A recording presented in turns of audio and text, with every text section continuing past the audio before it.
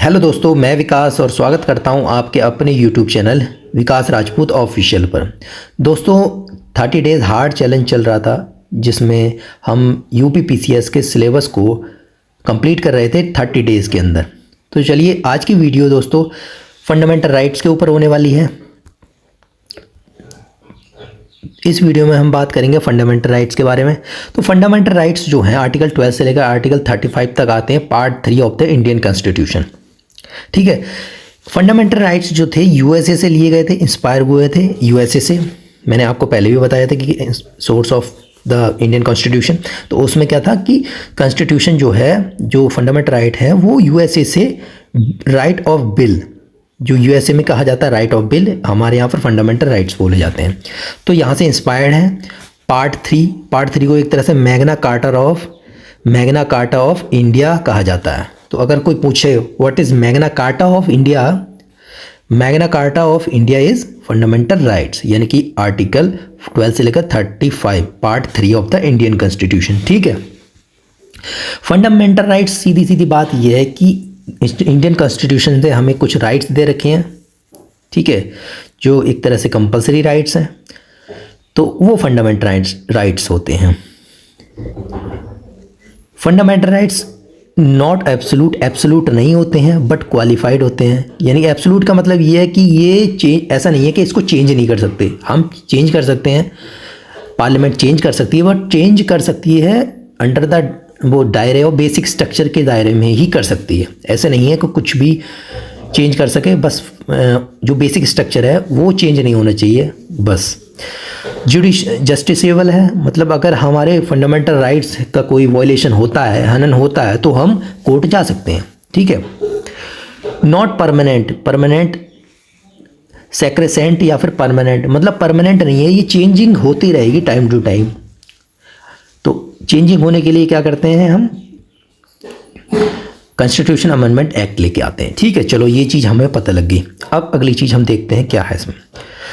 जो ओरिजिनली जो कॉन्स्टिट्यूशन बना था उस टाइम 7 फंडामेंटल राइट्स दिए गए थे। 7 फंडामेंटल राइट कौन कौन से थे?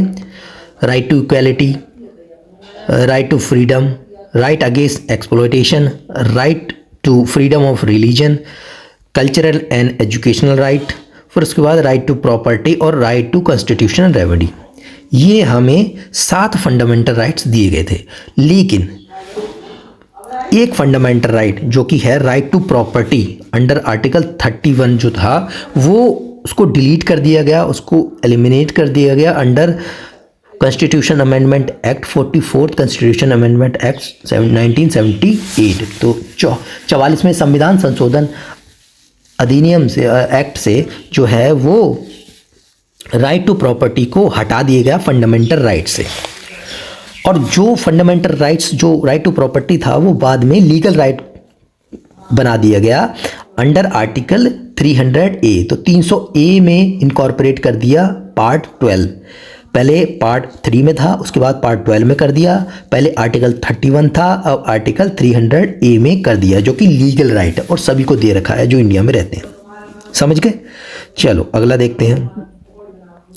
अब देखते हैं कि सबसे पहले आर्टिकल 12, जब मैंने कहा था 12 से लेकर 35 तक जो है वो फंडामेंटल राइट्स हैं, तो आर्टिकल 12 जो क्या कहता है, आर्टिकल 12 क्या कहता है? आर्टिकल 12 कहता है, स्टेट की डेफिनेशन देता है। अब स्टेट क्या है? देखो स्टेट क्या होता है।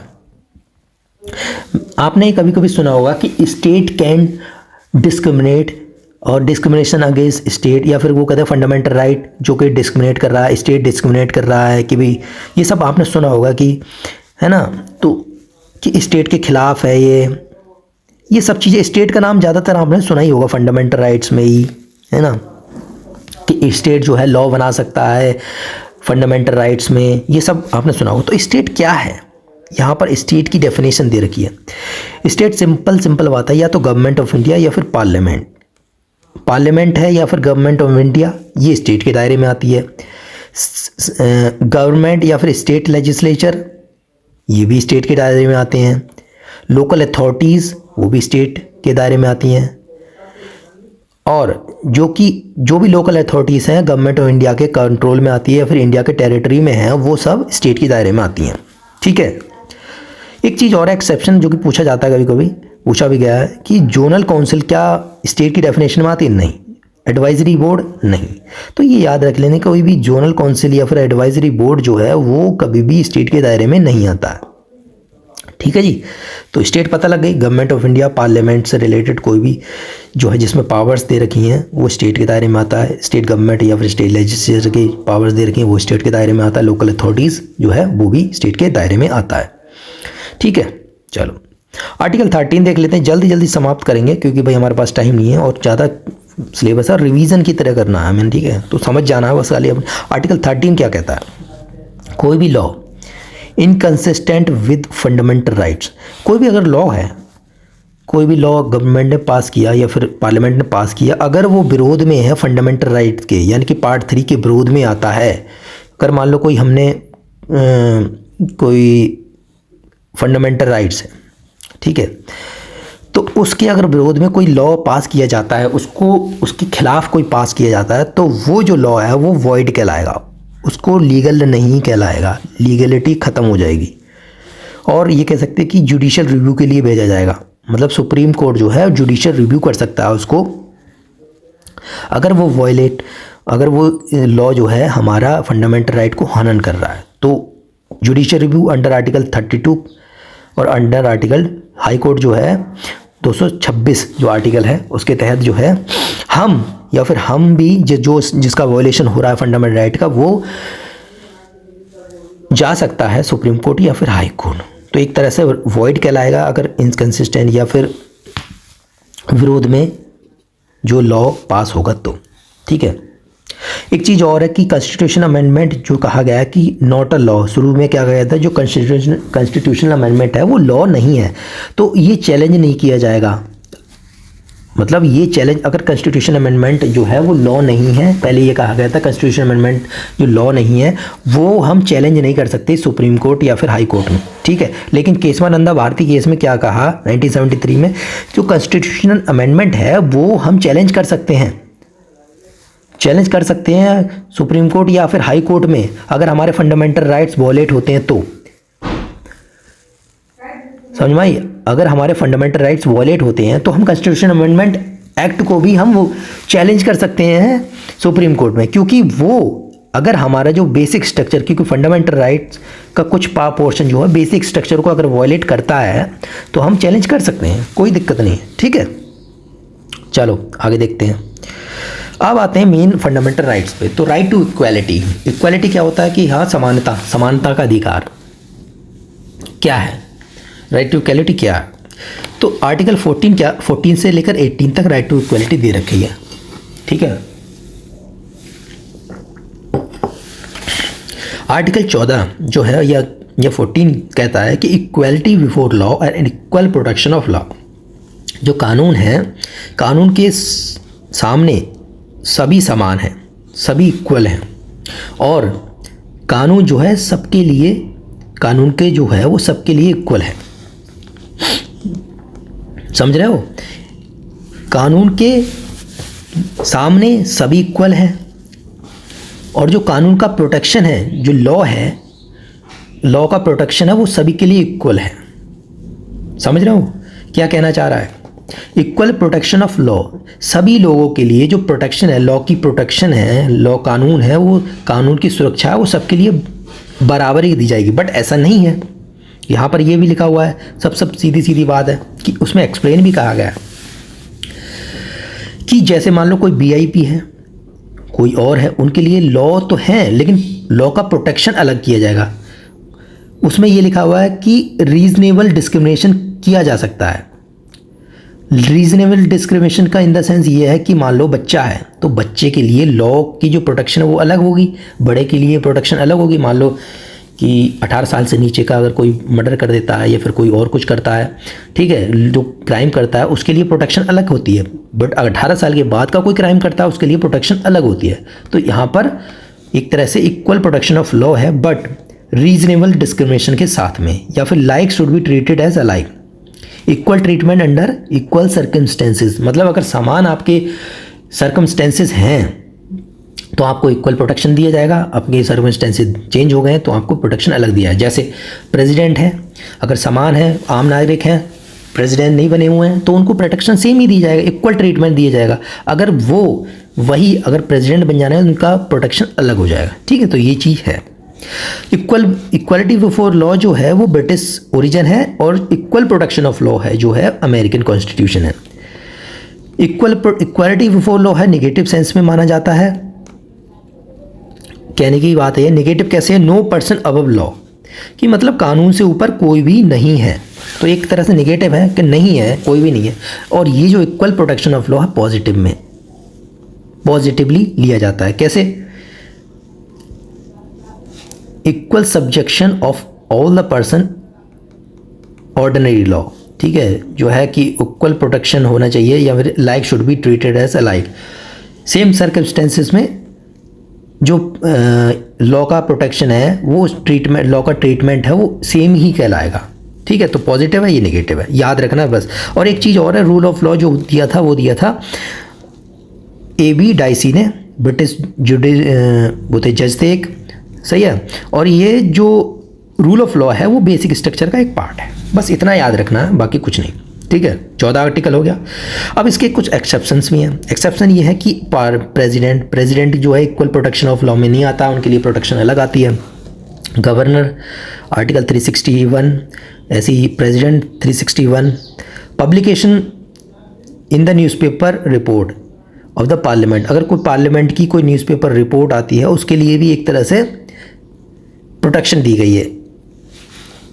अगर पार्लियामेंट में किसी भी MP ने कुछ कहा है तो वो भी एक तरह से प्रोटेक्शन में आता है, उसको भी हम क्या कर सकते हैं, एक्सेप्शन कहलाता है। ठीक है, अंडर आर्टिकल 105। उसके बाद है MLA भी यही है।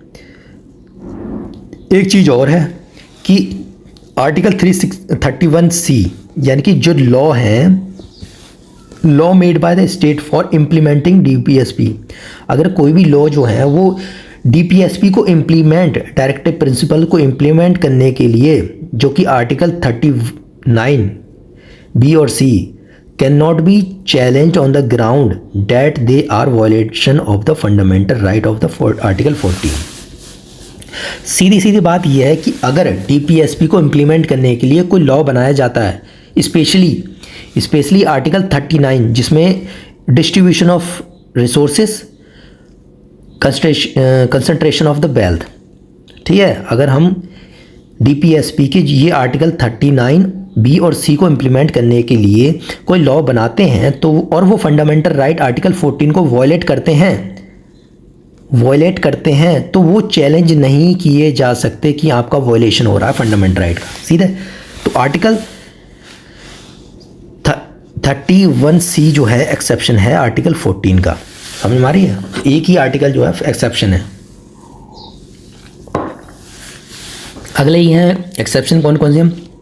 फॉरेनर, ठीक है, एम्बेसडर वगैरह, डिप्लोमेट्स हैं, इनको भी छूट दे रखी होती है लॉ के अगेंस्ट, इनके लॉ है। UN एजेंसी जो है उनको भी छूट दे रखी होती है। ठीक, चलो अगला देख लेते हैं। आर्टिकल 15 क्या कहता है? आर्टिकल 15 ये कहता है provision of the discrimination on the ground only of religion, race, caste, sex, birth place, कि हम डिस्क्रिमिनेट नहीं कर सकते on the basis of religion, race, caste, sex, birth place. तो स्टेट कैन नॉट डिस्क्रिमिनेट, हमारे साथ डिस्क्रिमिनेट नहीं कर सकता है कि अगर कौन सा रिलीजन है, कौन सा रेस है, कौन कास्ट है, सेक्स कौन सा, बर्थ प्लेस कौन सा, इस पर डिस्क्रिमिनेशन नहीं कर सकता। ठीक, जैसे एक्सेस ऑफ पब्लिक प्लेसेस, कोई पब्लिक प्लेसेस को एक्सेस, पार्क वगैरह है, शॉप्स हैं, रेस्टोरेंट हैं, होटल्स हैं, प्लेस ऑफ एंटरटेनमेंट है, इनको डिस्क्रिमिनेट नहीं कर सकता। बट अगर वही वो प्राइवेट है, दैट कैन बी,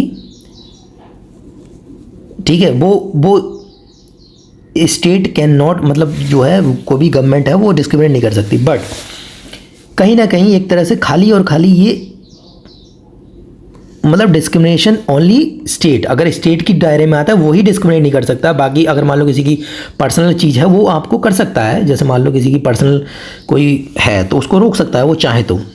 बट अगर वही गवर्नमेंट है, जैसे यूज़ ऑफ वेल, टैंक्स हैं, बाथिंग घाट्स हैं, रोड्स हैं, places of the public restaurant हैं, ठीक है, और या फिर जो भी स्टेट के दायरे में हैं, जो स्टेट फंड करता है, स्टेट गवर्नमेंट फंड करती है या फिर फंड थोड़े बहुत भी फंड करती है, तो उसमें स्टेट और प्राइवेट एंटिटी बिल्कुल दोनों के दोनों डिस्क्रिमिनेट नहीं कर सकते। इसमें प्राइवेट तो कर सकते हैं, स्टेट नहीं कर सकती, बट इसमें प्राइवेट और स्टेट दोनों में से कोई भी डिस्क्रिमिनेट नहीं कर सकता, ठीक है। चलो आगे देख लेते हैं। एक चीज़ और है कि सुप्रीम कोर्ट ने एक डिसीजन दिया था कि different treatment does not mean discrimination. कहने की बात यह है कि अगर हम किसी का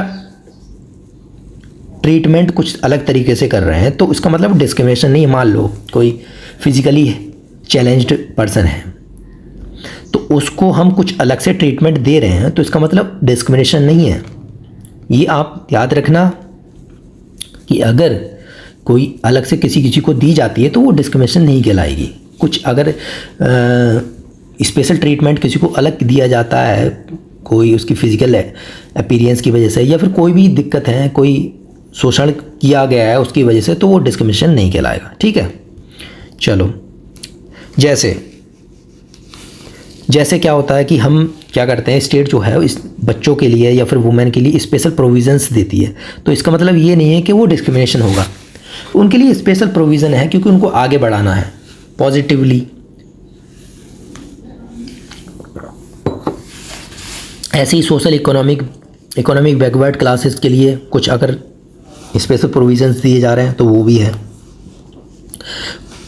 कोटा 27% कोटा दिया था ओबीसी के लिए, तो वो भी ये क्या है ये कि उनको आगे बढ़ाने के लिए दिया जा रहा है, तो ये डिस्क्रिमिनेशन नहीं कहलाएगा। एक तरह से एक्सेप्शंस हैं ये, ठीक है। चलिए, और ये 103 कॉन्स्टिट्यूशन अमेंडमेंट एक्ट आया था 2019 में, ठीक है, जो आर्टिकल 15 क्लॉज 6 को ऐड किया गया था जिसमें EWS को जो कैटेगरी दे रखी थी वो भी एक तरह से क्या है, डिस्क्रिमिनेशन नहीं है, वो भी एक तरह से उसका एक्सेप्शंस है।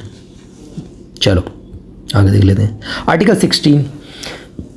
16 याद रखो, आर्टिकल 16 है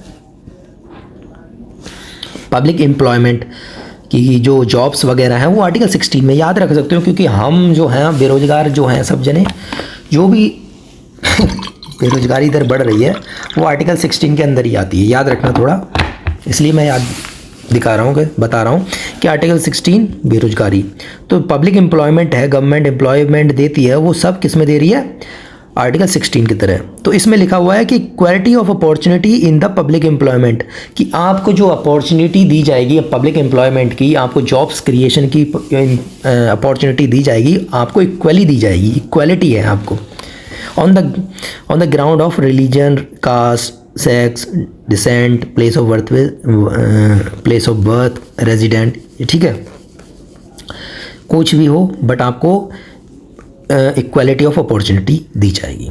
अब इसमें कुछ एक्सेप्शंस भी हैं, मैंने बताया ना कहीं एक्सेप्शंस हर जगह पे हैं, कि पार्लियामेंट जो है वो डिस्क्रिमिनेशन दे सकती है, डिस्क्रिमिनेट कर सकती है। कब कर सकती है, रेजिडेंस, मतलब कहीं मान लो कोई यूटी में रह रहा है, कोई ऐसी जगह पे रह रहा है, जैसे मान लो कहीं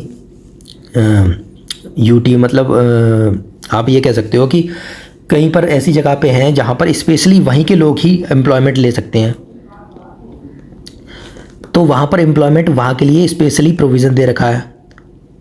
जैसे तुम्हारा शेड्यूल्ड ट्राइब्स जगह की एरिया है तो वहाँ पर और अदर स्टेट के नहीं आ सकते, अदर जगह के नहीं आ सकते, तो शेड्यूल्ड ट्राइब्स हैं तो शेड्यूल्ड ट्राइब ही वहाँ पर वर्क करेंगे कहीं जगह पे, एरिया पे। तो ऐसे ही शेड्यूल एरिया में जो होता है वो वहीं के लोग ही एम्प्लॉयमेंट ले सकते हैं, तो वहाँ पर क्या है, पार्लियामेंट डिस्क्रिमिनेट कर सकती है। दूसरा है state can provide reservation for backward classes, तो इसमें ये भी है कि रिजर्वेशन भी दे सकते हैं। मान लो कुछ लोग जो हैं वो रिजर्वेशन हैं जिनको जो बैकवर्ड क्लासेस हैं, ठीक है, SC ST OBCs, तो इनको रिजर्वेशन दिया जा सकता है, ये भी एक तरह से क्या है, डिस्क्रिमिनेशन नहीं है। अगला है law can be provide income band of the office related to the religion. दूसरी चीज़ है कि रिलीजन से रिलेटेड कोई जॉब निकलती है तो ऑब्वियस है कि वहाँ के उसके रिलीजन को ही वरीयता दी जाएगी, प्रेफरेंस दी जाएगी। तो ये भी एक तरह से क्या है, एम्प्लॉयमेंट के लिए इक्वल अपॉर्चुनिटी के अंदर ही आता है। ये नहीं करना है कि भाई हम किसी और रिलीजन के हैं और किसी और रिलीजन में जाके हम एम्प्लॉयमेंट ले रहे हैं, वो ऐसा नहीं होता। ठीक, कुछ केस आए थे यहाँ पर। मंडल कमीशन एक आई थी, मंडल कमीशन 1979 में आई। तो मोरारजी देसाई गवर्नमेंट थी उस टाइम, तो इन्होंने अपॉइंट किया सेकंड बैकवर्ड कमीशन। ठीक है, चेयरमैन थे बीपी मंडल। तो इन्होंने आर्टिकल 340 एक कमीशन को अपॉइंट किया इन्वेस्टिगेट करने के लिए constitution condition of social and economically backward classes का, कि भाई सोशली और इकोनॉमिकली बैकवर्ड क्लासेस का की कंडीशन क्या है, ये सब जान सकें। तो एक उन्होंने क्या हुआ, कमीशन को अपॉइंट किया जिसे मंडल कमीशन कहा गया। और उस मंडल कमीशन ने कुछ सजेशंस दिए, कुछ पॉइंट्स दिए कि ये पॉइंट्स जो है हमें फॉलो करने चाहिए जिससे कि सोशली और इकोनॉमिकली बैकवर्ड क्लासेस हैं उनको फ़ायदा हो सके। ठीक है, तो मंडल कमीशन ये कही थी, मोरारजी देसाई के द्वारा जो है वो मंडल कमीशन लाया गया था। मंडल कमीशन ने जो रिपोर्ट थी वो सबमिट करी 1980 में। उन्होंने एक रिकमेंडेशन की कि 27% जो है 27% रिजर्वेशन गवर्नमेंट जॉब में ओबीसी यानी कि अदर बैकवर्ड क्लासेस को दिया जाना चाहिए। ठीक है, और एससी एसटी और ओबीसी को मिलाकर टोटल जो रिजर्वेशन होना चाहिए वो 50% होना चाहिए, इससे ज़्यादा नहीं होना चाहिए। तो ये मंडल कमीशन की रिपोर्ट थी।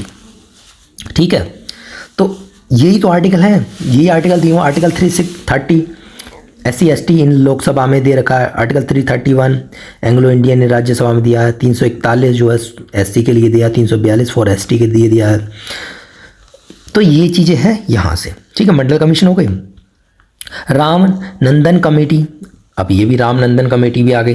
रामनंदन कमेटी ने आइडेंटिफाई की क्रीमी लेयर, आपने सुना होगा क्रीमी लेयर और नॉन क्रीमी लेयर की सर्टेन एक क्राइटेरिया दे रखा है कि इतने लाख से लेकर इतने लाख तक की आपकी जो भी इनकम है, जैसे इस टाइम 7-8 लाख के आसपास है, 7-8 लाख के आसपास है, इतना ही आसपास। तो आपकी जो भी इनकम है इससे ऊपर अगर आ रहे हो तो आप जो है क्रीमी लेयर में आओगे। अगर इससे नीचे हो तो एक लेयर है, उससे नीचे हो तो आप नॉन क्रीमी लेयर में आओगे। ठीक है, तो उसने आइडेंटिफाई की कि क्रीमी लेयर क्या होती है। तो सबमिट करी 1993 में। रामनंदन कमेटी ने अपनी रिपोर्ट को सबमिट की और एक्सेप्ट कर ली गई, क्रीमी लेयर और नॉन क्रीमी लेयर को एक्सेप्ट कर ली गई। ठीक है जी। एक आया 77 constitution amendment act 1995, article 16 clause 4 sub clause A जो ऐड किया गया था कि state to provide reservation in promotion in ST and ST, कि स्टेट प्रोवाइड कर सकता है रिजर्वेशन इन प्रमोशन में भी रिजर्वेशन प्रोवाइड कर सकते हैं फॉर एससी एंड एसटी। ठीक है, तो रिजर्वेशन इन प्रमोशन में भी रिजर्वेशन। 85 कॉन्स्टिट्यूशन अमेंडमेंट एक्ट 2001 में भी यही लाया गया कि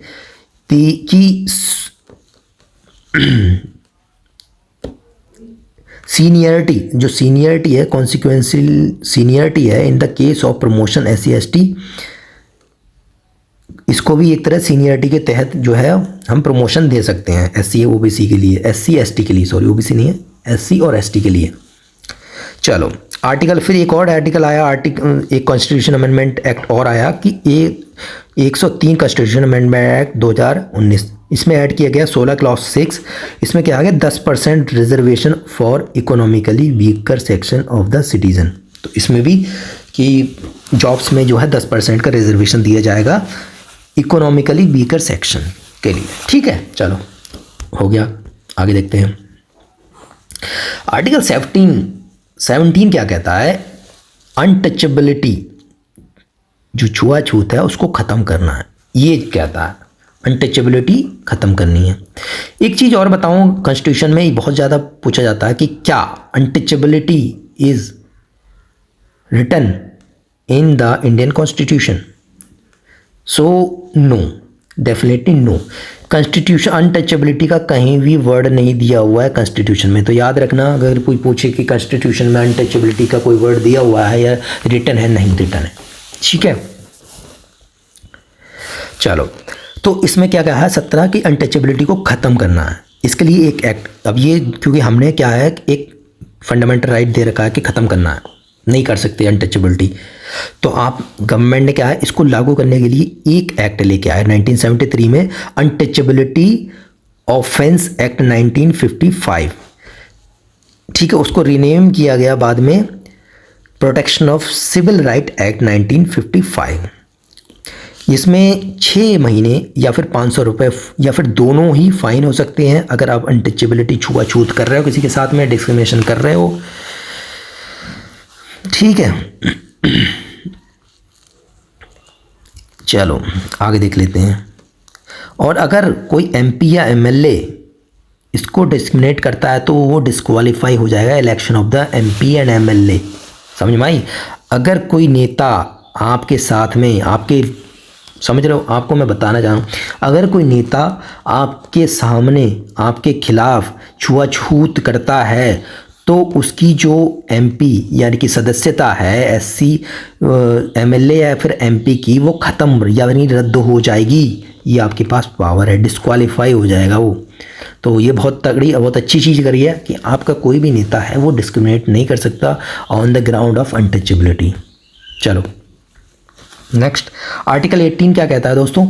आर्टिकल 18 कहता है कि एवोल्यूशन ऑफ टाइटल्स। अब टाइटल्स क्या होते हैं? जैसे कि भाई पहले कहते थे कि दीवान साहब आ रहे हैं, राजा जी आ रहे हैं, ये आ रहे हैं, वो आ रहे हैं। तो पॉलिटिकली डायनेस्टिक पॉलिटिक्स को जो ख़त्म करने के लिए, डायनेस्टी पॉलिटिक्स को ख़त्म करने के लिए ये अंडर आर्टिकल 18 टाइटल्स को ख़त्म करने के लिए ये लाया गया कि डायनेस्टिक पॉलिटिक्स ख़त्म हो जाए, कि राजा जी आ गए, दीवान जी आ गए, ये सब आप नहीं लगा सकते अपने नाम के आगे। बट लगाते हैं, क्या कर सकते हैं, बट हाँ ऑफिशियली ये चीज़ नहीं लगा सकते।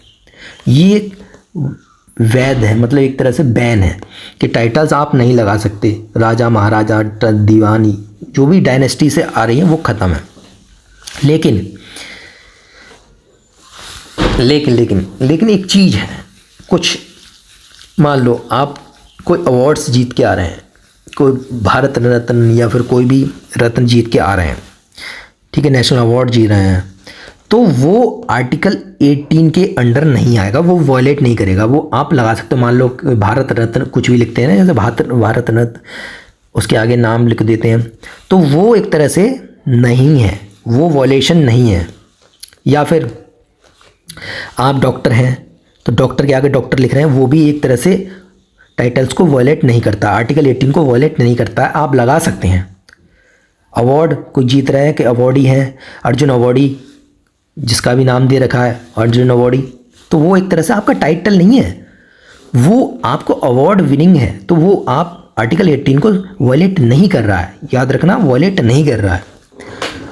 लेकिन आप उसको एज अ सफिक्स या फिर प्रीफिक्स यूज़ नहीं कर सकते। सफिक्स या फिर प्रीफिक्स का मतलब क्या है यहाँ? मतलब आप नाम के आगे ये नहीं है कि भाई ये नाम के आगे यूज़ करने लगे, नाम के आगे ही यूज़ नहीं करना है आपको कि भाई यहाँ सफिक्स या फिर प्रीफिक्स या फिर नाम के पीछे यूज़ नहीं करना है। वो बस एक तरह से आपको एक टाइटल में नहीं आएगा, आपके टाइटल को वॉयलेट नहीं करेगा, आर्टिकल 18 को वॉयलेट नहीं करेगा। चलो आगे देख लेते हैं। जैसे इंजीनियर है तो वो आप लगा सकते हो, इंजीनियर हो तो हो, भाई सीधी बात है, डॉक्टर हो तो हो। अब देखते हैं article right to freedom. Right to freedom article 19 से 22, यानी कि आर्टिकल 19 से 22 तक जो है आर्टिकल्स दे रखे हैं कुछ, तो वो क्या है, ठीक है, वो देख लेते हैं एक बार। तो आर्टिकल 19 में क्या कहा गया है कि 6 फंडामेंटल राइट्स दे रखे हैं। क्या दे रखे हैं? 6 फंडामेंटल राइट्स। अब इसकी भी एक ट्रिक है, सेम रेसाइड, इसकी भी एक ट्रिक है। ट्रिक ये है कि सैम रेसाइड्स पोलैंड, तो तो सैम मतलब स्पीच, एस मतलब स्पीच, ए मतलब असेंबली, फिर ए है एसोसिएशन या फिर कोऑपरेटिव, ठीक है, फिर एम है मूव, आर है रिसाइड मतलब आर रिसाइड्स मतलब सेटलमेंट जहाँ भी रहना चाहते हो, पी मतलब पोलैंड, पोलैंड मतलब प्रोफेशन, ठीक है। तो कैसे समझते हैं हम, थोड़ा थोड़ा मोटा मोटा आप समझते हैं, समझो। तो 6 फंडामेंटल राइट्स क्या दे रखे हैं कि right to freedom of speech and expression, कि आपको बोलने का अधिकार है, प्रॉपर बोलने का अधिकार है, एक्सप्रेशन का अधिकार है, आपसे ये कोई नहीं छीन सकता, ठीक है। पीसफुल असेंबली, आप असेंबल कर सकते हैं, आप लोगों को इकट्ठा कर सकते हैं, इकट्ठे हो सकते हैं। विदाउट आर्म, आपके पास कोई भी हथियार नहीं होना चाहिए, सबसे पहली बात है।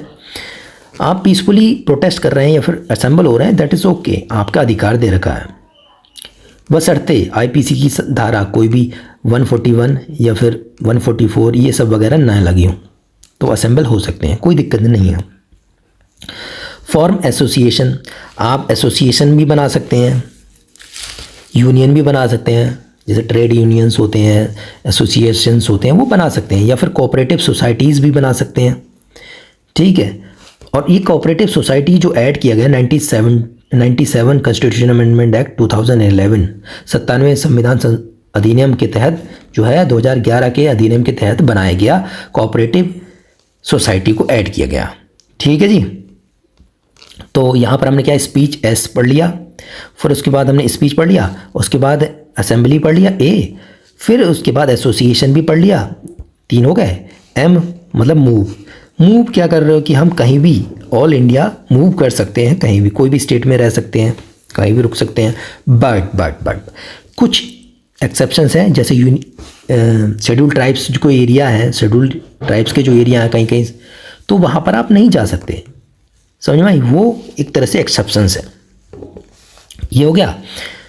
फिर उसके बाद है रेसाइड हो गए, रेसाइड मतलब हम घूम सकते हैं, उसके साथ में हम रह सकते हैं, कहीं भी सेटल हो सकते हैं, any part of the country में कहीं भी पार्ट में हम रह सकते हैं। वही मैंने बताया, फिर से एक्सेप्शन है एस टी वगैरह के एरियाज जो हैं, शेड्यूल ट्राइब्स के एरिया हैं, वहाँ पर आप नहीं रह सकते या फिर सेटल नहीं हो सकते, ठीक है जी। एक और है पोलैंड, पोलैंड का मतलब प्रोफेस, आप कोई भी प्रोफेशन को चुन सकते हैं, जैसे बिजनेस हो, ट्रेड हो, या फिर कोई भी काम करना चाह रहे हो वो कर सकते हो, कोई रोकने वाला नहीं है, सही है, कोई दिक्कत। चलो आगे देख लेते हैं।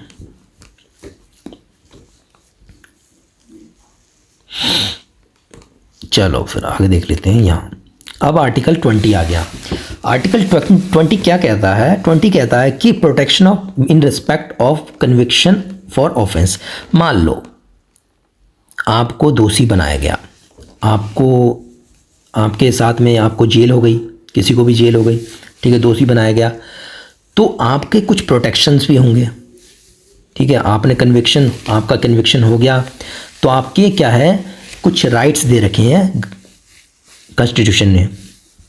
क्या राइट्स दे रखे हैं कि no ex post facto law. मान लो अगर किसी को हम ऐसे ही अरेस्ट नहीं कर सकते, ऐसे ही जेल में नहीं डाल सकते जब तक वो वायलेशन ऑफ लॉ नहीं करता। मतलब लॉ की वायलेशन अगर वो कर रहा है तभी हम जो है उसको जेल में या फिर उसको दोषी करार दे सकते हैं। समझ में आया गई?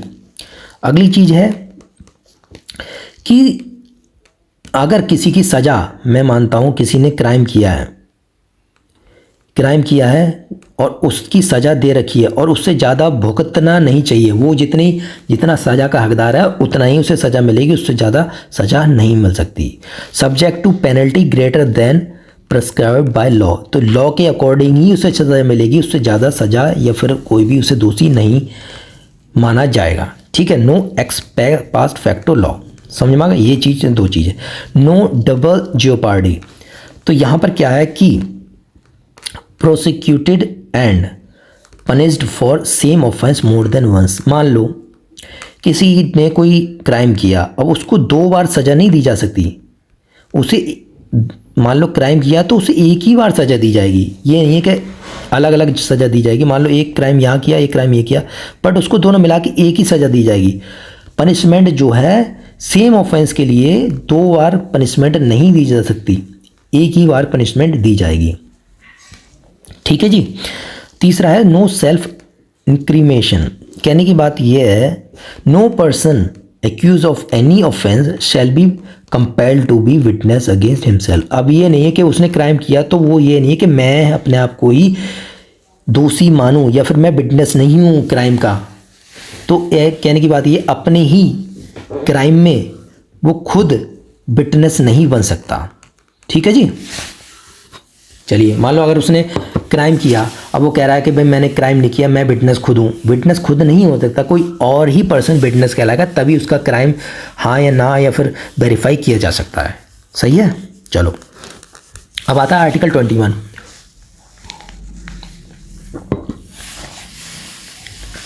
पानी पी लो जरा। ठीक है चलो। आर्टिकल 21 क्या कहता है दोस्तों? आर्टिकल 21 कहता है protection of life and personal liberty. आपकी जो लाइफ है उसकी प्रोटेक्शन और जो आज़ादी है, पर्सनल आज़ादी है, उसकी प्रोटेक्शन, इसकी प्रोटेक्शन अंडर आर्टिकल 21 में कहा गया। बहुत ही इंपॉर्टेंट है, इसमें सबसे ज़्यादा क्वेश्चन आते हैं, हर पेपर में क्वेश्चन मिलेगा इससे, चाहे यूपीएससी हो, यूपीपीसीएस हो, कोई भी एग्ज़ाम हो, पूछता है इसमें। तो प्रोटेक्शन ऑफ लाइफ है, लाइफ की प्रोटेक्शन है, फंडामेंटल राइट है आपकी लाइफ जो है, प्रोटेक्शन जो है वो गवर्नमेंट का पूरा आपका फंडामेंटल राइट है, आपकी प्रोटेक्शन पूरी तरह से मिले, आपकी आज़ादी लिबर्टी जो है वो पूरी तरह से रहे। ये जो आपके फंडामेंटल राइट्स हैं, अगर आपके फंडामेंटल राइट्स इनके मतलब प्रोटेक्शन ऑफ लाइफ नहीं मिलती है, पर्सनल लिबर्टी नहीं मिलती है, तो एक तरह से आप सुप्रीम कोर्ट या फिर हाई कोर्ट में जा सकते हो। आपका वायलेशन कहलाएगा कि फंडामेंटल राइट का वायलेट हो रहा है। एक्सेप्शन ये है कि प्रोसीजर स्टेब्लिश बाय लॉ। ऐसा नहीं है कि आप जो भी कुछ पर्सनल लिबर्टी के नाम पे कुछ भी कर रहे हो, आपको एक तरह से कानून के दायरे में कुछ भी कर सकते हो, बट कानून से बाहर नहीं। और ये जो राइट्स हैं बोथ सिटीज़न और नॉन सिटीज़न, यानी कि इंडियन सिटीजन्स हों या फिर जो कोई बाहर से फॉरेनर आ रहा है उसके लिए भी सेम ही है। ठीक है जी। इसमें एक केस है दोस्तों, एक केस आया था गोपालन केस 1950 में। ठीक है जी। गोपालन केस में क्या कहा सुप्रीम कोर्ट ने? बहुत ही नैरो तुच्छपन दिखा दिया बिल्कुल सुप्रीम कोर्ट ने आर्टिकल 21 को लेकर, कि कहा सुप्रीम कोर्ट ने कहा कि स्टेट जो है वो डिप्राइव वंचित कर सकती है right to life and personal liberty of a person based on law. मतलब स्टेट चाहें तो राइट टू लाइफ और पब्लिक लिबर्टी, पर्सनल लिबर्टी को ख़त्म कर सकती है भाई साहब, कि लॉ के बेस पर। क्यों भैया, क्यों कर सकती है? नहीं कर सकती, स्टेट नहीं कर सकती। ये तुच्छपन की नैरो इंटरप्रिटेशन था आर्टिकल 21 का उस टाइम सुप्रीम कोर्ट का। बिकॉज एक्सप्रेशन, क्योंकि procedure establish by law in article 21 is different from the expression due process of the law. उसने कहा कि प्रोसीजर जो है वो एस्टेब्लिश बाय लॉ आर्टिकल 21 अलग है किससे? ड्यू प्रोसेस ऑफ लॉ से, जो कि अमेरिकन कॉन्स्टिट्यूशन में कहा गया। तो एक तरह से ये था। दूसरा केस ये आया था सुप्रीम कोर्ट ने, personal liberty means only liberty related to the person और बॉडी और ऑफ इंडिविजुअल। ये भी एक तरह से नैरो इंटरप्रिटेशन हुए थे।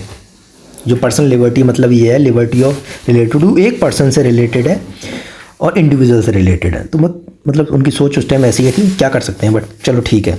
उसके बाद दोस्तों अब आया मेनका गांधी केस। जो मेनका गांधी जी हैं 1978 में केस आया। इस केस ने अपने जो पुराना नैरो इंटरप्रिटेशन वाला जो केस था उसको ओवर रूल कर दिया। अब इसने नई जजमेंट दी, इसने वाइडर जजमेंट दी आर्टिकल 21 को लेकर।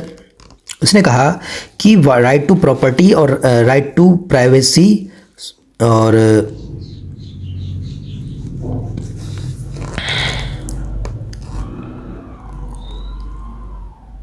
दोस्तों अब आया मेनका गांधी केस जो कि 1978 में आया। अब मेनका गांधी केस में जो सुप्रीम कोर्ट ने अपनी जो पुरानी जजमेंट थी, जो नैरो इंटरप्रिटेशन था, उसको ओवररूल कर दिया और इसने वाइडर जजमेंट दी आर्टिकल 21 को लेकर। इसने कहा कि राइट टू लाइफ और जो पर्सनल लिबर्टी है वो can be deprived by law. मतलब आपकी डिप्राइव तो की जा सके लॉ के द्वारा, लेकिन वो लॉ जो है वो रीजनेबल होना चाहिए, फेयर होना चाहिए और जस्टिसेबल होना चाहिए। मतलब कि जो लॉ होगा वो एक तरह से सही तरीके से इम्प्लीमेंट होना चाहिए, जस्टिसेबल होना चाहिए इन द कोर्ट, फेयर होना चाहिए पूरी तरह से और रीजनेबल होना चाहिए। ठीक है, तो ये चीज़ें पड़ गई। तो इसके बाद जो एक तरह से क्या है, जो मेनका गांधी के पास में बहुत सारी चीज़ें जो हैं वो आर्टिकल 21 के अंडर ऐड की गई। क्या ऐड की गई कि life live with the human dignity, dignified life जो है वो भी हमारा आर्टिकल 21 के तहत अधिकार आता है। डिसेंट इन्वायरमेंट अच्छा होना चाहिए, वातावरण पर्यावरण अच्छा होना चाहिए, वो भी आर्टिकल 21 के अंदर आता है। हमारे राइट टू शेल्टर भी हमें रहने के लिए जगह होनी चाहिए, शेल्टर होना चाहिए, वो भी आर्टिकल 21 के अंदर आता है। राइट टू हेल्थ, हमारी हेल्थ अच्छी होनी चाहिए, वो भी आर्टिकल 21 के फंडामेंटल राइट के तहत आता है। आपकी हेल्थ ख़राब नहीं होनी चाहिए, तभी हॉस्पिटल्स वगैरह बने हुए हैं, गवर्नमेंट ने सरकारी हॉस्पिटल बना रखे हैं। ऐसी शेल्टर यानी कि धर्मशालाएँ बनाई हुई हैं, इसलिए बना रखी हैं कि आपको रहने की कोई दिक्कत नहीं हो। ठीक है, लाइवलीहुड, आपको रहने का पूरी तरह से इंतजाम किया जाएगा। प्राइवेसी, आपकी प्राइवेसी का हनन नहीं होना चाहिए, वो भी आपके फंडामेंटल राइट आर्टिकल 21 के तहत आती है। प्राइवेसी आपको पूरी मिलेगी। ठीक है, और राइट टू इन्फॉर्मेशन, हमें पूरा अधिकार है कि हम हमारा पैसा कहाँ खर्च हो रहा है। वो आरटीआई जो आरटीआई लेके आए वो किसके लिए आरटीआई लागू हुई है, वो क्यों हुई है, वो इसीलिए लागू हुई है क्योंकि आपको फंडामेंटल राइट आर्टिकल 21 है, राइट टू इन्फॉर्मेशन, तो इसलिए आरटीआई को लागू किया गया। ठीक है, राइट टू रेपुटेशन, हमारी रेपुटेशन को कोई ख़राब नहीं कर सकता, तभी हम क्या करते हैं, कोई भी केस सू करते हैं किसी भी कोर्ट में कि इसने मेरी रेपुटेशन ख़राब की है, इसको मैं 2 करोड़ का मानहानि का केस करता हूँ। तो क्या है, ये क्या है, राइट टू रेपुटेशन के अंदर ही आता है। फिर उसके बाद राइट टू हियरिंग, हमारी हियरिंग है, हमारी कोई केस जा रहा है तो सुप्रीम कोर्ट या फिर हाई कोर्ट का हमारा अधिकार है कि हमारी हियरिंग लगाए सुप्रीम कोर्ट, या फिर हमारी हियरिंग पूरी तरह से सुनी जाए। राइट टू प्राइवेसी, मैंने बता दी प्राइवेसी। फिर इसके बाद फेयर ट्रायल, मतलब हमारे जो ट्रायल्स हैं वो पूरी तरह से अच्छे से हों। मतलब अगर कोर्ट में कोई केस जा रहा है तो उसको सही तरह से फेयर तरीके से उसको डील किया जाए, ऐसा नहीं है कि गलत तरीके से। इमरजेंसी मेडिकल एड, अगर कोई इमरजेंसी कोई अगर मान लो कहीं कोई दुर्घटना होती है तो इमरजेंसी एड भी, मेडिकल एड भी आपका फंडामेंटल राइट है। ठीक है, इन ह्यूमन ट्रीटमेंट, आपको जो है ह्यूमन ट्रीटमेंट किया जाएगा। अगर आप कहीं भी हैं आप उसको अच्छी तरह से आपको ट्रीट किया जाएगा, भले से आप किसी में जेल में भी हैं तो आपको ह्यूमन ट्रीटमेंट किया जाएगा। फिर ठीक है, उसके बाद एक और चीज़ है आर्टिकल 21 के अंदर कि आप अगर 14 साल तक हैं तो आपको फ्री एजुकेशन दिया जाएगा, आर्टिकल 21 के तहत। ठीक है, तो ये भी एक है। चलो आगे देखते हैं, हो गया है काम क्लियर। आर्टिकल 21A भी यही कहा गया कि राइट टू एजुकेशन 6 से 14 साल तक राइट टू एजुकेशन है वो आपको फ्री दी जाएगी, आपका अधिकार है पूरा एजुकेशन, 6 से लेकर 14 साल तक अधिकार है। तो ये जो है वो ऐड किया गया था 86 कॉन्स्टिट्यूशन अमेंडमेंट एक्ट 2002 के तहत ऐड किया गया था। इसके साथ में ही एक DPSP को भी ऐड किया गया था, आर्टिकल 45 ऑफ द पार्ट 4, इसको भी ऐड किया गया था कि compulsory education for the children, इसको ऐड किया गया। फंडामेंटल ड्यूटीज़ भी ऐड की गई थी, क्या किया, आर्टिकल 41A क्लॉज के कि एजुकेशन जो है 6 से 14 तक फंडामेंटल ड्यूटीज़ हैं, किसकी, अपने उनके पेरेंट्स की ड्यूटी है कि बच्चों को एजुकेशन दिलाएं 6 से लेकर 14 साल तक। ठीक है, 1993 में सुप्रीम कोर्ट आल्सो रिकॉग्नाइज, उसने कहा कि fundamental rights to right to education, तो फंडामेंटल राइट्स जो है राइट टू एजुकेशन लेके आए, राइट टू एजुकेशन एक्ट 2009 में भी लेके आए। ठीक है, तो एक तरह से फंडामेंटल राइट क्या हो गया, राइट टू एजुकेशन भी एक तरह से फंडामेंटल राइट को ही कहा गया है बाद में अंडर आर्टिकल 21 के तहत। ठीक, चलो अब आर्टिकल 22 करते हैं, जल्दी जल्दी थोड़ा स्पीड बढ़ाते हैं, बड़ा चैप्टर है तो कोई बात नहीं, बट हाँ समझ में आ रहा है ना आपको, कोई दिक्कत नहीं है। फिर आता है आर्टिकल 22। आर्टिकल 22 अब क्या है, protection against arrest and detention. इसमें प्रोटेक्शन दिया हुआ है कि अगर आपको अरेस्ट कर लिया जाता है और डिटेंशन में डाला जाता है तो उसके खिलाफ आपको एक तरह से क्या है, प्रोटेक्शन दी हुई है। तो एक तरह से क्या है, आपको प्रोटेक्शन दी रखी है। अब डिटेंशन क्या होता है, डिटेंशन भी 2 तरह की होती है, एक तो होती है प्रिवेंटिव डिटेंशन, एक होता है प्यूनिटिव डिटेंशन। प्रिवेंटिव मतलब ये है कि आप अरेस्ट होने वाले हो, आपको रोक रहे हो, तो किसी क्राइम को रोकने के लिए आपको अरेस्ट किया जाता है तो प्रिवेंटिव डिटेंशन होता है। आपने कभी कभी देखा होगा गांव में अगर रहते हो या फिर आप कहीं भी रहते हो, तो जब इलेक्शन होने वाले होते हैं तो कुछ डिफ़ाल्टर्स होते हैं, हर जगह में डिफ़ाल्टर्स होते हैं, उनको अरेस्ट कर लिया जाता है, क्यों ना पता है कि ये जो है डिफ़ाल्टर्स हैं ये गड़बड़ कर सकते हैं कहीं ना कहीं, तो उनको अरेस्ट कर लिया जाता है।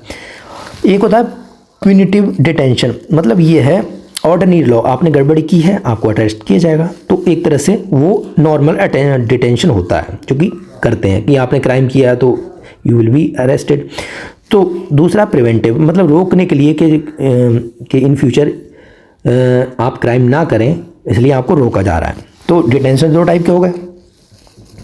अब डिटेंशन में ये है प्यूनिटिव डिटेंशन में है to punish a person for a offence committed by himself after trial, कि आपने भाई कन्विक्ट हो गए, आपको ट्रायल हो गया, कोर्ट ने कह दिया कि आप दोषी हैं, तो प्यूनिटिव डिटेंशन में डालोगे।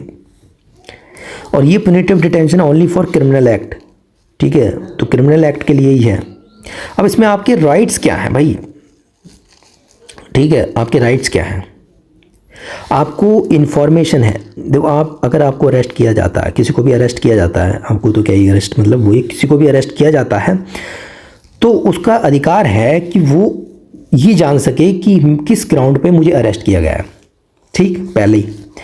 दूसरा है वो अपने लीगल एडवाइज़र या फिर लीगल एंटिटी कोई भी हो, वकील हो, उससे बात कर सकता है, कंसल्ट कर सकता है, ठीक है। उसके बाद अगली चीज़ ये है कि अगर वो प्रिवेंटिव, और ये प्रोसेस जो है विद इन 24 घंटे के अंदर अंदर करनी ही पड़ेगी उसे, ये हमारा अधिकार है, हमें बताना पड़ेगा ये सब चीज़ें। और ये चीज़ ये है कि डिटेंशन में भी टॉर्चर जो है, टॉर्चर नहीं कर सकते आप, किसी को भी टॉर्चर नहीं कर सकते, ये भी आपका अधिकार है, उनका अधिकार है। अगर किसी को पनिशमेंट किया गया, किसी को पकड़ा गया तो टॉर्चर नहीं कर सकता कोई। अगर प्रिवेंटिव डिटेंशन लॉ है, प्रिवेंटिव डिटेंशन लॉ है, ठीक है, तो अगर प्रिवेंटिव डिटेंशन से पकड़ा गया, मतलब किसी काम को रोकने के लिए, कोई क्राइम रोकने के लिए उसको अरेस्ट कर लिया गया, तो उसको तुरंत ही विद इन 24 आवर्स, 24 घंटे के अंदर अंदर ही उसे कोर्ट में पेश करना होगा। ऐसे नहीं है कि लेके चले जाएं, उसको कोर्ट में पेश करना ही पड़ेगा आपको, पहली बात।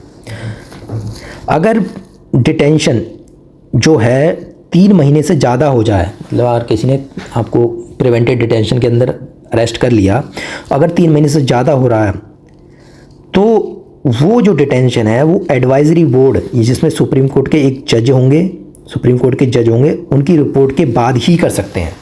तो आपको अगर 3 महीने से ज़्यादा डिटेंशन करनी है तो एक बोर्ड जो है सुप्रीम कोर्ट के जज के बोर्ड के जो है रिपोर्ट के अकॉर्डिंग ही कर सकते हैं।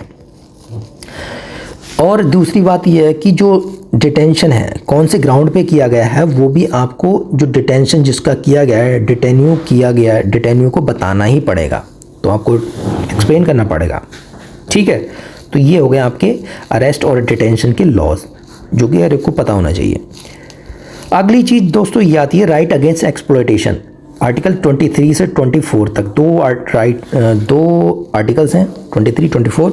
आर्टिकल 23 क्या कहता है, provision of the traffic in human, ठीक है, and force labour, human being और फोर्स लेबर का जो है ट्रैफिकिंग नहीं कर सकते, प्रोविजन है। फोर्स लेबर भी, जो बदुआ मजदूरी होती है वो एक तरह से बैन है, प्रोहिबिट है, और ट्रैफिकिंग और द ह्यूमन बीइंग की जो ट्रैफिकिंग है वो भी बैन है, दोनों चीज़ें बैन है अंडर आर्टिकल 23।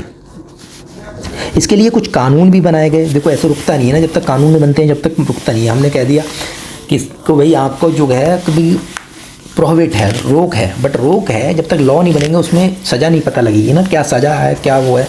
लॉ जब लेके आते हैं, मान लो कोई फंडामेंटल राइट दे दिया, लेकिन उसके लिए लागू करने के लिए लॉ लाते हैं। लॉ इसलिए लाते हैं कि हमें ये उससे डिटेल में बता सकें कि क्या क्या प्रोविजंस हैं इसके, कौन कौन से क्राइम हैं जो कि ह्यूमन ट्रैफिकिंग में आते हैं, फोर्स लेबर में आते हैं, और क्या क्या सजाएं हैं, अगर ये ऐसा करोगे तो ऐसा हो जाएगा, ठीक है। तो डिटेल में करने के लिए वो होते हैं एक्ट या फिर लॉ लेके आते हैं। तो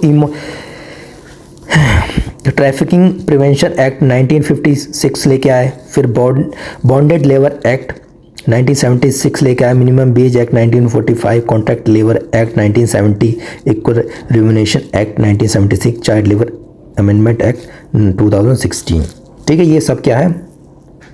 और सेक्शन आईपीसी में भी एक सेक्शन है 374 जिसमें कहा है कि मॉर्टल ट्रैफिक इन, ठीक है, women and girls regarded bonded labour. ठीक है, तो एक तरह से क्या है, जो वुमेन ट्रैफिकिंग को एक तरह से इलीगल कहा गया है यहाँ पर, समझ में आ गई। यहाँ पर भी एक चीज़ एक्सेप्शन है, कुछ एक्सेप्शन मैं बताता हूँ। परमिट द स्टेट, मैंने बताया था ना स्टेट की डेफिनेशन, वो वहाँ पर पीछे आर्टिकल 12 में, permit the state to impose compulsory service for the public purpose.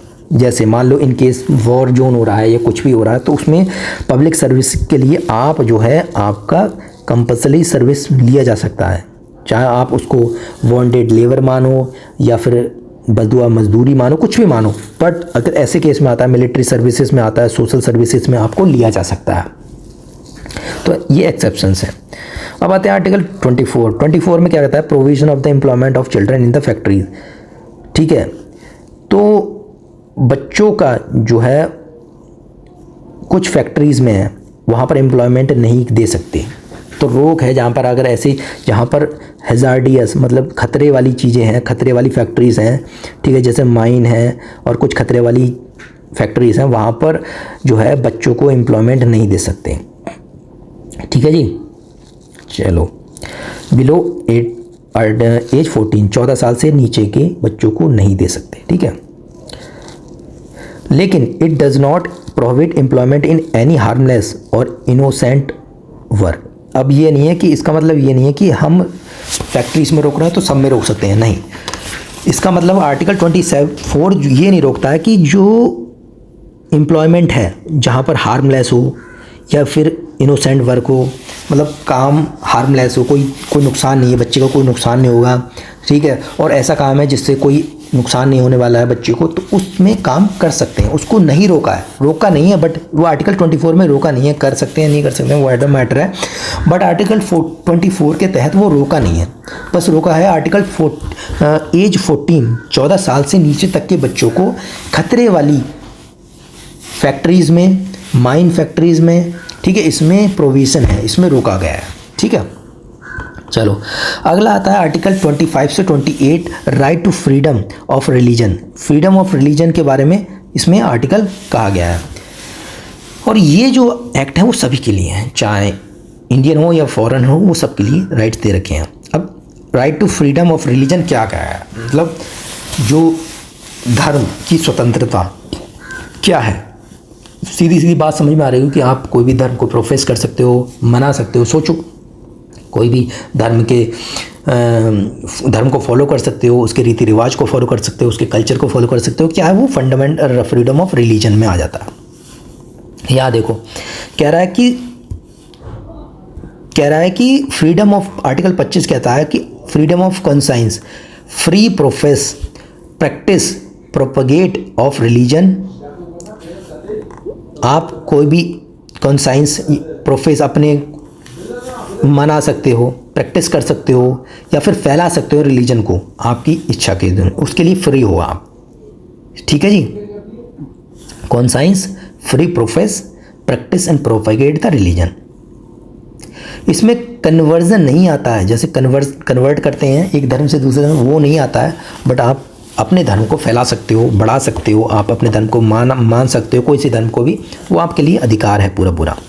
Article 26 क्या कहता है, freedom to manage religious affair. अब मान लो कुछ रिलीजियस अफेयर भी होते हैं, कुछ कार्यक्रम होते हैं रिलीजन से रिलेटेड, वो आप फ्रीली मैनेज कर सकते हो। ठीक है, राइट टू, जैसे right to establish maintain institution, कोई इंस्टीट्यूशन अगर रिलीजियस से रिलेटेड है उसको आप मैनेज कर सकते हो, चैरिटेबल पर्पस के लिए मैनेज कर सकते हो। ठीक है, आपका अपना कोई मैटर है रिलीजियस से रिलेटेड, जैसे आप कोई करते हैं ना, जैसे कथा कर रहे हैं, कोई प्रोग्राम कर रहे हैं रिलीजियस से रिलेटेड, आप कर सकते हो।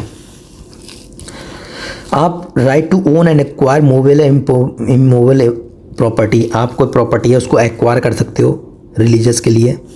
ठीक है, लेकिन जो प्रॉपर्टी लोगे उसको अकॉर्डिंग टू लॉ ही आपको लेना पड़ेगा। ठीक है, ये जो है राइट्स जो हैं वो गारंटी राइट्स हैं रिलीजन डिस्क्रिमिनेशन और द सेक्शन, ठीक है। तो रिलीजन सेक्शन के लिए ही है, मतलब रिलीजियस सेक्शन के लिए दे रखे हैं, मतलब कोई सर्टेन जो आर्टिकल 26 है वो एक तरह से एक पूरा सेक्शन के लिए दे रखा है, कलेक्टिवली दे रखा है। मतलब कि आप जो है एज अ हिंदू या फिर एज अ मुस्लिम, वो आप इस चीज़ को पूरा सेक्शन है, पूरा सेक्शन ही कर सकता है, इसको फॉलो कर सकता है, ठीक है। चलो आगे देख लेते हैं क्या कह रहा है।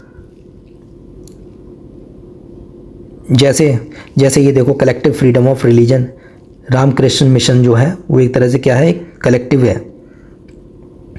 ठीक है। तो चलो आगे देखते हैं।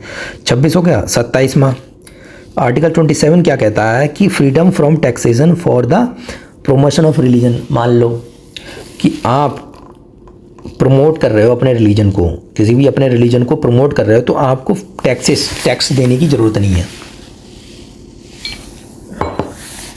टैक्स से फ्री हो।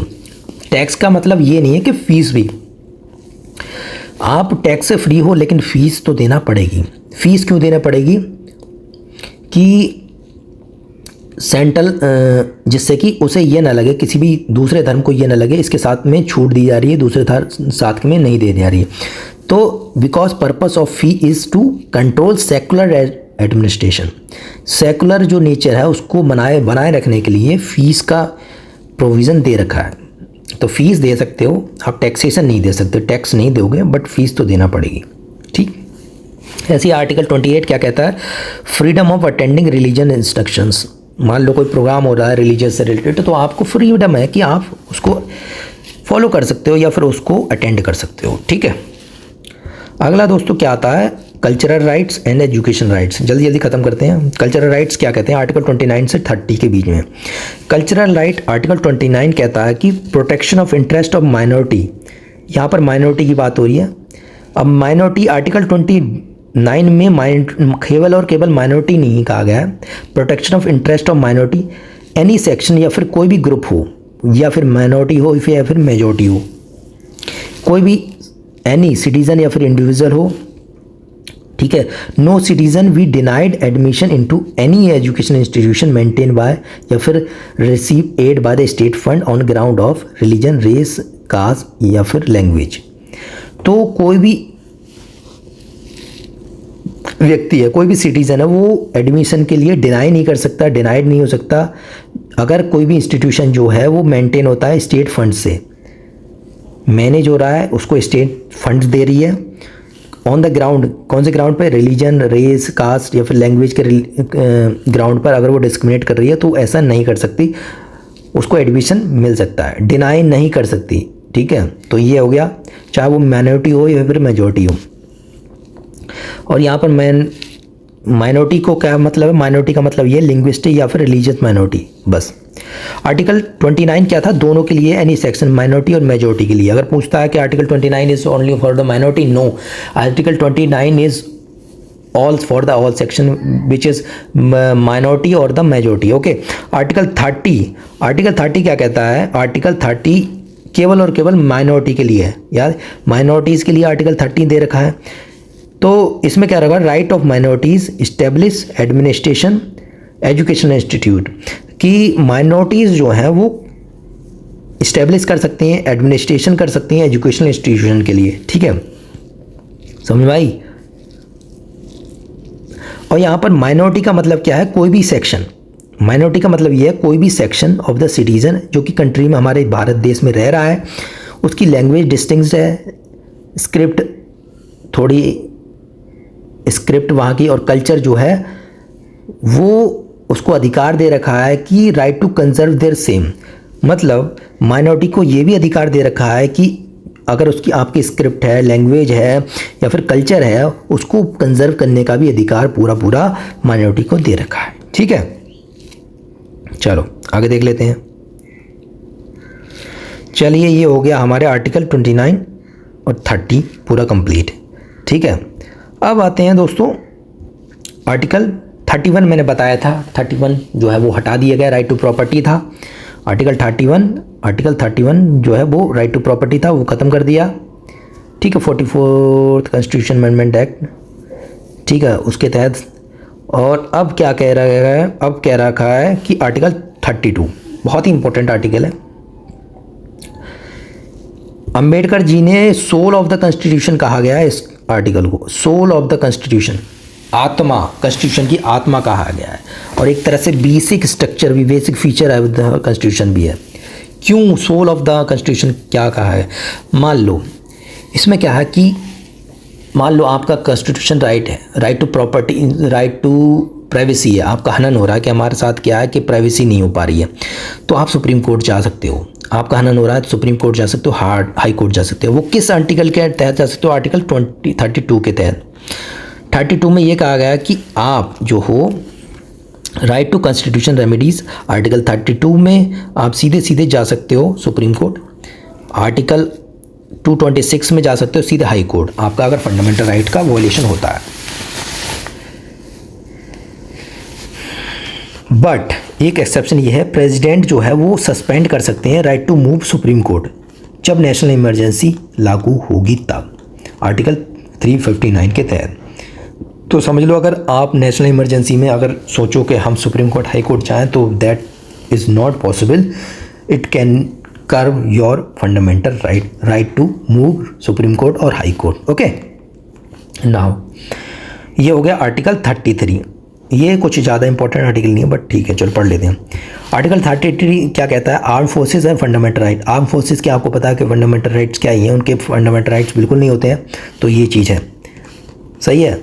Article 34 martial law and fundamental right. Martial law जो है वो not defined in the constitution, ठीक है, और ये जो है बोरो किया गया है इंग्लिश कॉमन लॉ से, ठीक है। तो बस यही आर्टिकल 32 34 हो गया। तो दोस्तों ये हो गए फंडामेंटल राइट्स हमारे कंप्लीट। आई होप आपको समझ में आ गया होगा, क्लियरिटी हो गई होगी। इसके बाद आपको कहीं भी देखने की ज़रूरत नहीं है फंडामेंटल राइट्स, और इससे ज़्यादा क्वेश्चन नहीं बनते हैं कहीं भी। अभी देख लेना, अभी पेपर जैसे भी आएगा ना उसमें देख लेना कि कौन सा फंडामेंटल राइट्स से बाहर निकला है इससे। तो अगर आपको वीडियो पसंद आई हो तो प्लीज़ चैनल को लाइक, शेयर और सब्सक्राइब जरूर करना। मिलते हैं नेक्स्ट वीडियो में, तब तक के लिए जय हिंद, जय भारत।